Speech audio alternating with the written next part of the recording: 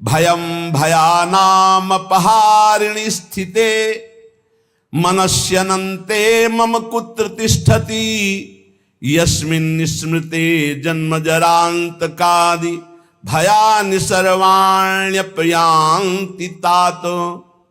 हे दोस्तों मित्रों, तुम्हें कोई भी कष्ट नहीं होगा, ना मृत्यु का, ना रोग का, ना अपमान का, ना कोई भय छू सकेगा। कौन सा ऐसा जादू है भाई? बोले समस्त भयम भयानाप हारिणी स्थिति, समस्त भय का अपहरण करने वाली एक स्थिति जागृत होती है। कैसे जागृत होती है? अनंत महिमाशाली भगवान के नाम का जो स्मरण करता रहता है। हम अपनी कल्पना से भयभीत होते, कहीं कोई भय नहीं है। जहां भय लगा है वहां हमने देखा है हमारी कल्पना हमको भयभीत करती है। नाम जब चल रहा है तो तुम्हें भय कोई परास्त नहीं कर। भयम भयानाम हारिणी, समस्त भयों का अपहरण करने के लिए नाम विराजमान है। चौथी स्टेज में कैंसर, अब कभी भी शरीर छूट सकता है। और पूरा तिलक लगाए मुस्कुराते हुए बात कर रहे थे। बोले बस बल है राधा नाम का। अभी कुछ दिनों से जुड़े थे, यही एकांतिक में उनका पड़ा भी है। हे भयम भयानापहारिणी स्थिते, समस्त भयों का अपहरण हो जाएगा। विश्वास करो, तुम कितने दिन पैसा कमा लोगे, कितने दिन भोग लोगे, कितने दिन परिवार को संभाल लोगे। हरि गुरु का अंतर से भाव तुम्हारे नहीं जुड़ पा रहा है तो क्या तुम अविनाशी हो? अगर आज मर गए तो तुम्हारी पत्नी, तुम्हारे पुत्र, तुम्हारा परिवार कौन चलाएगा? विश्वंभर भगवान। तो आज विश्वास क्यों नहीं करता भगवान पर? अपने पर क्यों ले रहा है कि अगर नहीं हुआ तो मैं बर्बाद हो गया? बर्बाद तू तो है ही। आबाद कब तू हुआ था? आबाद तो उस क्षण होता है जब उस ईश्वर का आश्रय ले लेता है और पूरा भरोसा ईश्वर पे छोड़ देता है। उसे कहते हैं आबाद होना। अहंकारी कभी, अपने को कर्ता मानने वाला कभी आबाद नहीं होता। यही समय तो होता है उत्तर देने का, मैं आपका। सर्वस्व नष्ट हो जाए तो भी स्वामी मैं आपका। आपकी आज्ञा के अनुसार आपके विरुद्ध कभी नहीं चल सकता, चाहे प्राण चले। भगवत प्राप्ति ऐसे होती है। नौकाएं कभी डूबती नहीं, लड़खड़ाती नहीं, छेद होती नहीं। नाविक ने आज तक किसी को डूबने नहीं दिया, पार कर दिया है। चुपचाप बैठा रहे, दौड़ क्यों मचा रहा है इधर से उधर? पूरा बैलेंस बिगाड़ने की कोशिश कर रहा है। एक आदमी ट्रेन में दौड़ रहा था, डिब्बे में। एक साधु थे। भाई मैं देख रहा हूं तू दौड़ रहा है, क्यों दौड़ रहा है? बोले हमको बहुत जल्दी पहुंचना है अमुक स्टेशन। है पागल, ट्रेन चल रही, तू बैठ जा, तू बैठ जा, ट्रेन चल रही। ऐसे ही तू सच्ची मान, अध्यात्म की कोई दौड़ भाग नहीं होती। अध्यात्म कोई किलोमीटरों वाली यात्रा नहीं कि बहुत भागना पसीना चुआना है। समझ समझ, विवेक का मार्ग, विवेक का। आराम से बैठ जा। काहू के बल भजन को, काहू के आचार, ब्यास भरोसे, कुंवर के सोवत पाव पसार। अंतिम समय सूरदास जी का पद, भरोसो दृढ़ इन चरणन केरो।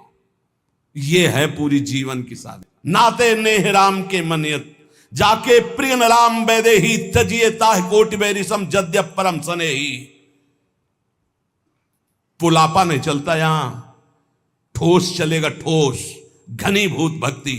और वो होती भक्तों के चरणों से, हरिभक्तों के चरणों से।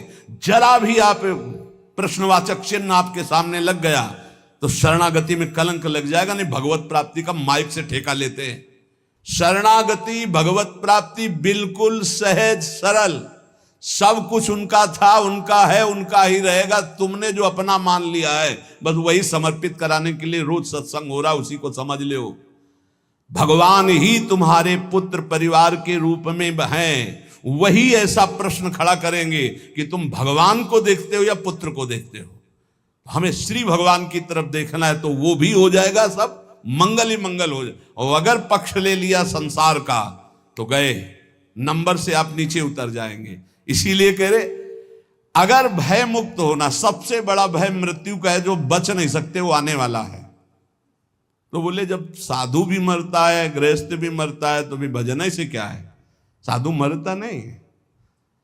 सांप जैसे अपनी केचुल छोड़ता है, ऐसे साधु अपने शरीर को छोड़ता है और भगवत धाम जाता है। मरता है विषयी पुरुष, जन्मत मरत दुषा दुख होई।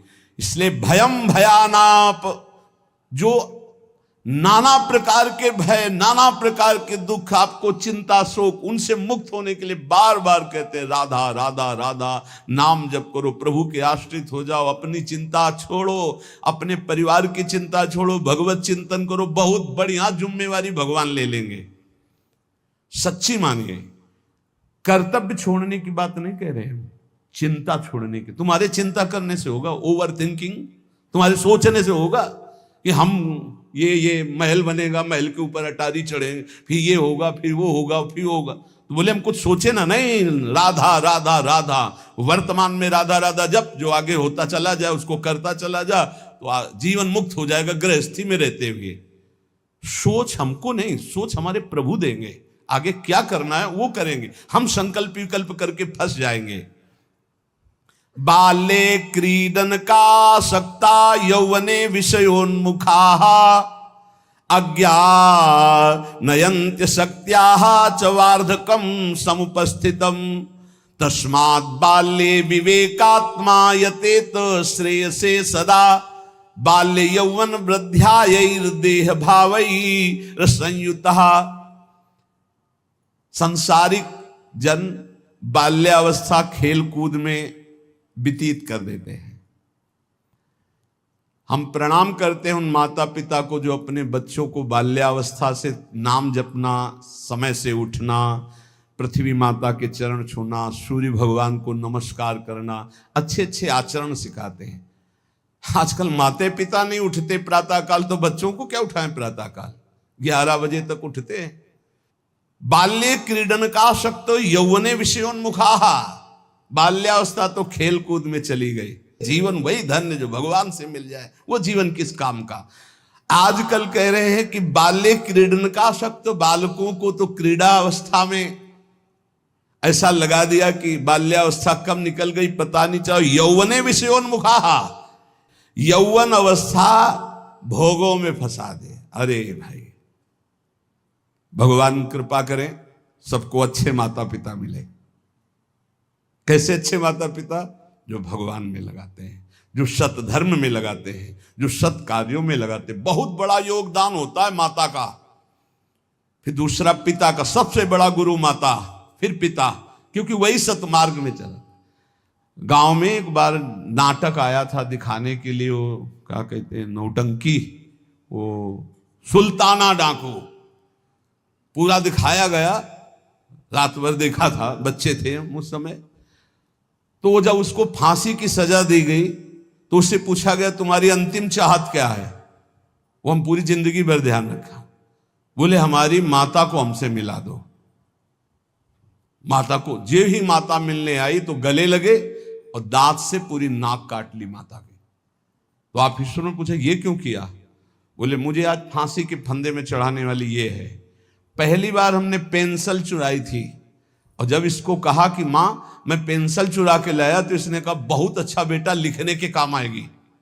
बस उसी दिन से मुझे लगा कि बहुत अच्छा कार्य है, और आज मैं सुल्ताना डाकू बना और मुझे इसकी फांसी की सजा मिल रही। तो सबसे बड़ी अपराधिनी मेरी मां है जो मुझे इस मार्ग में।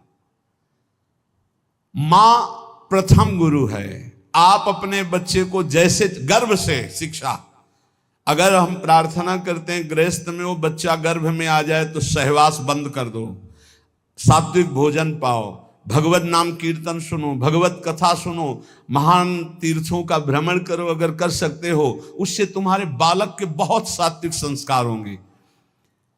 यौवने विषयोन्मुखा, जवानी भोगों में व्यतीत करने के लिए प्रेरणा दी गई, और अंदर और बाहर दोनों से संयोग बने, विषयों से हृदय मलिन हो गया। फिर कह रहे हैं अज्ञा नयंती असक्त्याः, जो अगली अवस्था आई बुढ़ापा, वो तो असक्त, इंद्रियां वैसे ही चंचल, मन वैसे ही चंचल, शरीर असक्त। अब वो अंदर बैठे बैठे भोगों का चिंतन कर रहा है, उसकी दुर्गति हो जाती, दुर्गति।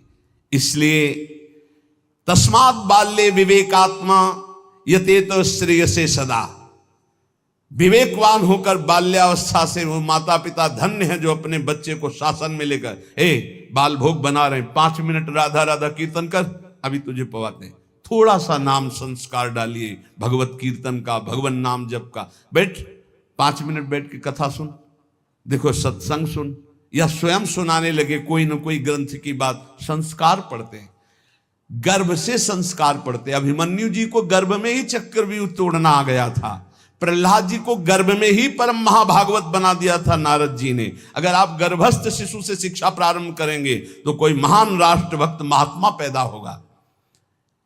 विवेक की पुरुष को चाहिए कि जिस समय बाल्यावस्था है वो पूरे जीवन की अद्भुत शैली बनाने के लिए उसको आप शिक्षा दीजिए। जितने गंदगी व्यसन है वो सब माता पिता के आचरणों का प्रभाव बच्चों पर पड़ता है। बहुत होश में माता पिता अपना व्यवहार रखें, नहीं बच्चे फिर वो ही जानते हो क्या करते हैं, बुढ़ापे में मार थप्पड़ घर के बाहर कर देते हैं कि तुमने हमको यही शिक्षा दी है आधुनिकता की, भोगों की, विषयों की, तो उसी का सुख लो। इसलिए तदे तद्वो मयाख्यातम यदि जानीत नानृतम तदस्मत् प्रीतये विष्णु स्मृत्याम बंध मुक्तिदः।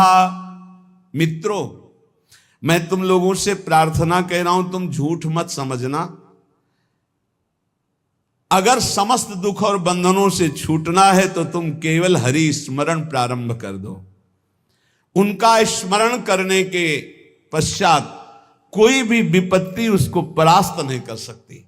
हरि स्मृति समस्त विपद विमोक्षणम, जितनी विपत्तियां हैं सबसे मुक्त करा देगी। तुम मेरी बात मान लीजिए। तदस्मत् प्रीतये विष्णु स्मृत्याम बंध मुक्तिदा, समस्त बंधनों से मुक्त हो जाओगे, मृत्यु का भय नष्ट हो जाएगा केवल हरि स्मरण। प्रयासः स्मरणे कोश्य स्मृतो यच्छति शोभनम पापक्षयश्च भवति स्मरताम तम अहर्निशम। स्मरण मात्र भगवान का परम मंगल परम कल्याण करता है। क्या जाता है?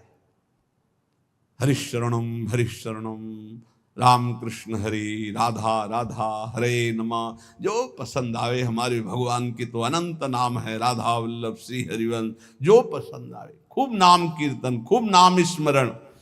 जो नाम स्मरण करता है समस्त मंगल समस्त कल्याण हो जाता है। अब आप बहुत ध्यान यहां दीजिए, नाम स्मरण प्रारंभ करेंगे तो 2 प्रक्रियाएं होंगी। यदि आपके पाप अधिक हैं तो तत्काल पाप नष्ट होना प्रारंभ हो जाएंगे। अब उसके लिए घटनाएं घटना प्रारंभ हो जाएंगी, विपत्ति, दुख, परेशानियां। आप ऊब मत जाना। और अगर आपके पुण्य अधिक हैं तो पुण्य शुरू हो जाएंगे। ये लाभ, ये लाभ, ये लाभ। तो आप वो नाम जप का लाभ मत मान लेना, वो नाम जप से दुख आ रहा है ऐसा मत मान लेना। वो शुभ अशुभ दोनों को नष्ट करके आपको अखंड आनंद प्रसन्नता की तरफ ले जा रहा है। इसलिए धैर्य चाहिए नाम जापक में। सुख दुख नाम का फल नहीं है, सुख दुख पाप और पुण्य का फल है। आनंद और प्रसन्नता ये नाम का फल है। प्रसन्नता ये ब्रह्म स्वरूप है। प्रसन्नता, हर समय प्रसन्न रहना, ब्रह्मभूता प्रसन्न आत्मा। जो रात दिन प्रभु का स्मरण करते हैं उनके सब पाप नष्ट हो जाते हैं। प्रभु में अहर्निश बुद्धि लगने के कारण प्रभु परम सुख समुद्र है, इसलिए वो सुख समुद्र हो जाता है, हर समय सुख में डूबा रहता है। तापत्रयणे भीतम यदे तदखिलम जगत तदा सोचेषु भूतेषु द्वेषम प्राज्ञः करोति कहा। ये संसार 3 तापों से जल रहा है। तुम शोचनीय पुरुषों जैसे जलने के लिए तैयार मत हो।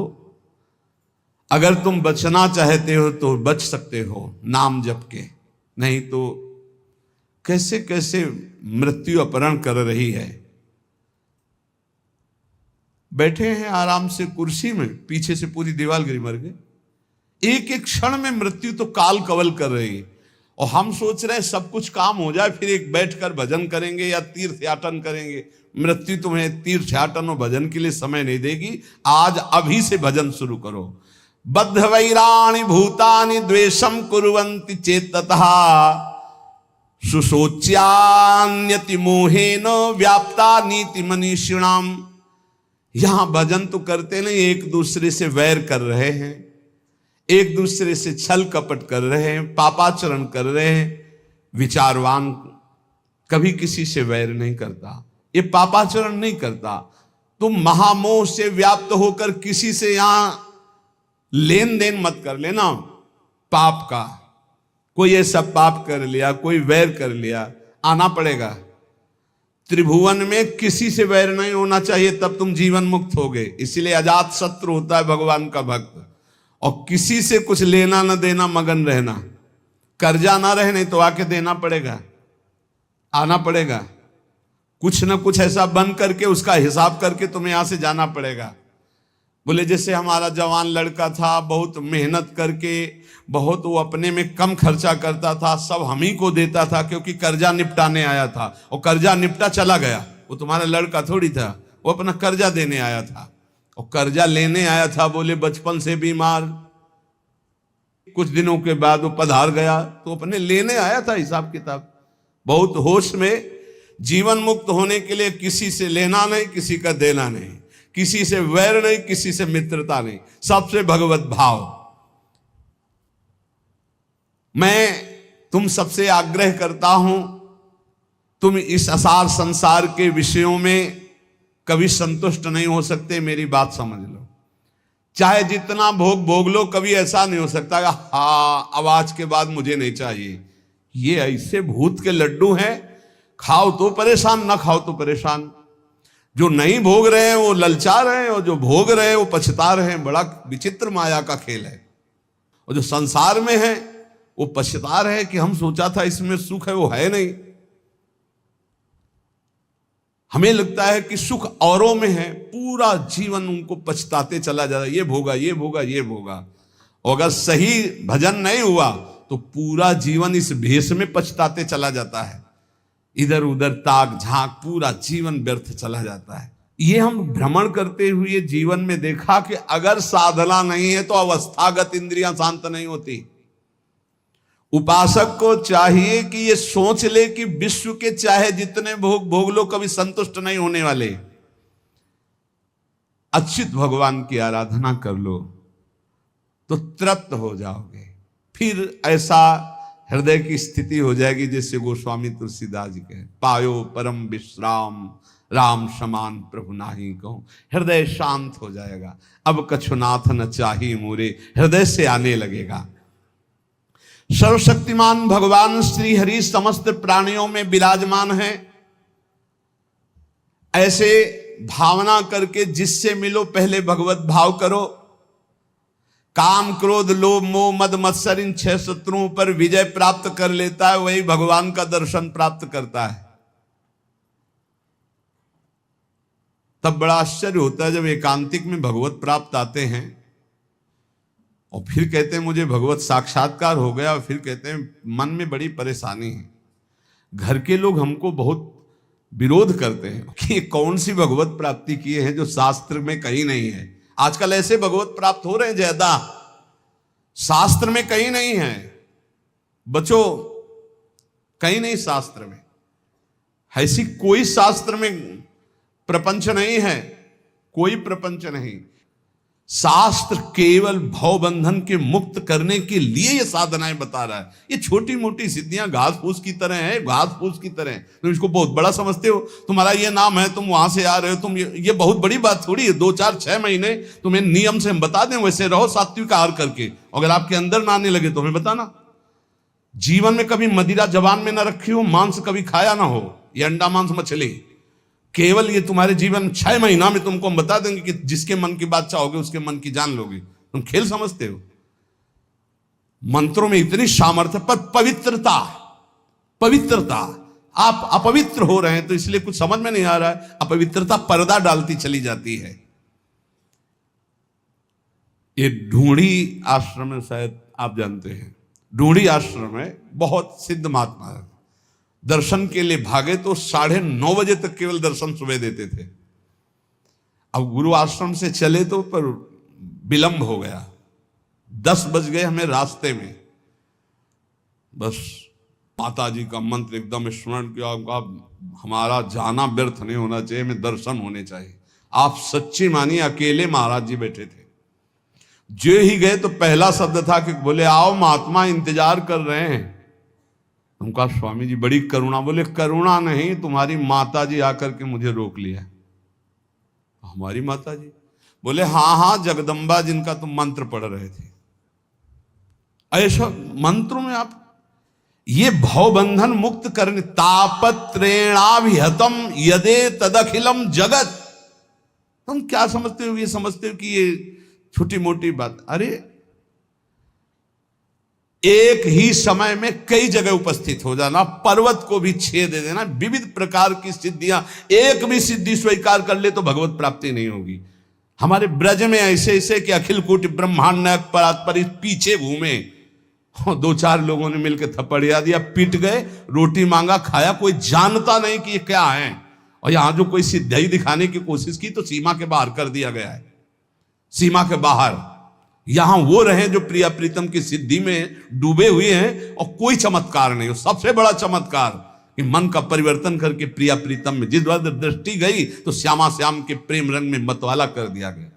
भूलो मत, प्रिया प्रीतम की कृपा से ऐसे धाम में आए हो, ऐसे सत्संग को सुन रहे हो जिससे केवल भवबंधन मुक्त होता है। ये केवल भवबंधन के, ये तापत्रय विनाश आए, उन सच्चिदानंद प्रभु का यश है जो काना में पहुंच जाएगा तो भगवत प्राप्ति निश्चित है। हे भाई, चाहे देवता हो या दैत्य हो या मनुष्य हो या यक्ष हो या गंधर्व हो, कोई भी हो, मेरे प्रभु श्री हरि इतने कृपालु हैं कि उनके चरणों का जो आश्रय ले ले और नाम जप शुरू कर दे तो परम कल्याण हो जाता है। भगवान को प्रसन्न करने के लिए ब्राह्मण के कुल में जन्म लेना या देवता बनना या सदाचारी या विविध ज्ञानों से संपन्न होना या दान करना या यज्ञ करना, शारीरिक मानसिक पवित्रता, बड़े बड़े व्रत, ये सब पर्याप्त नहीं हैं। भगवान केवल प्रेम से प्राप्त होते, प्रेम से। वो कोई भी पुरुष नपुंसक नारीवा जीव चराचर कोई अहोवत सुपचतो गरियान या जिभ्या के वर्तते नाम तुभ्यम। भले वो चांडाल है पर उसकी जिभ्या पर हरि नाम है तो त्रिभुवन बंदनी है वो। देख लो देख लो, देवता दैत्य मनुष्य यक्ष गंधर्व कोई भी क्यों ना हो, जो हमारे भगवान का आश्रय लेकर उनका नाम जप करता है उसका परम मंगल परम कल्याण हो जाता है। प्रभु की प्राप्ति के लिए जरूरी नहीं है कि वो ब्राह्मण हो या देवता हो या वो सदाचारी हो या ज्ञान से संपन्न हो, दानी तपस्वी या कि शारीरिक मानसिक पवित्रता, बड़े बड़े व्रत, इनके द्वारा भगवान मिल जाए ऐसी जरूरी बात नहीं है। भगवान सिर्फ मिलते हैं प्रेम से, और प्रेम मूल्य नाम है। जो नाम जप करता है उसके हृदय में प्रेम होता है। प्रेमी वो कोई भी हो, भगवान उसको बहुत प्यार करते हैं। बहुत कृपा की भगवान ने, बहुत कृपा की। अगर कोई शर्त रख देते तो बड़ा कठिन होता। सिर्फ प्रेम, और प्रेम सबके हृदय में है। उस प्रेम को आपने बांट दिया है संसार में, उसी को समेट लो, भगवान की तरफ कर लो, भगवान की प्राप्ति हो जाएगी। इस संसार में सबसे दुर्लभ वस्तु मनुष्य शरीर है।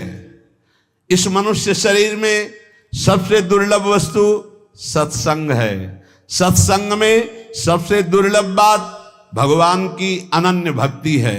भक्ति का स्वरूप सदा सर्वत्र भगवान की भावना करते हुए निरंतर स्मरण करना। सब कुछ प्राप्त है। देख लो, इस संसार में सबसे दुर्लभ वस्तु मनुष्य शरीर है। मनुष्य शरीर में सबसे दुर्लभ वस्तु सत्संग है। सत्संग में दुर्लभ वस्तु श्री कृष्ण भक्ति है। भक्ति का स्वरूप सदा सर्वत्र भगवत भावना और नाम स्मरण।